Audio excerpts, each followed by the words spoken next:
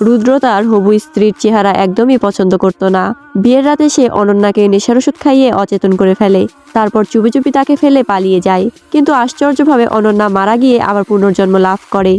চোখ খুলে দেখে সে ফিরে এসেছে নিজের বিয়ে ঠিক আগের দিনে। আগের জীবনের ভয়ঙ্কর স্মৃতি মনে পড়তেই অনন্যা সিদ্ধান্ত নেয় এবার সে নিজের জীবন বাঁচাবে। সে একটি চিঠি লিখে বাড়ি থেকে পালিয়ে যায়। শহর ছেড়ে যাওয়ার জন্য জাহাজে উঠতে যাচ্ছিল। ঠিক তখনই ঘাটে তার সঙ্গে দেখা হয় তার চাচাতো ভাই অরুণের। অরুণ জোর করে তাকে বাড়িতে ফিরিয়ে নিয়ে যায়। অনন্যা ভয়ে কাঁপতে থাকে। সে ভাবতে থাকে আমি এবার রুদ্রের হাত থেকে কিভাবে বাঁচবো। ঠিক তখনই সে জানতে পারে বিয়ের তারিখ পাল্টানো হয়েছে। এবার তার বড় বোন মাধবীর বিয়ে হবে। এই কথা শুনে অনন্যা স্বস্তির নিঃশ্বাস ফেলে। কিন্তু বিয়ের সময় হঠাৎ রুদ্র বলে উঠে সে দুলহা বদলাতে চায়, সে অনন্যাকে বিয়ে করবে।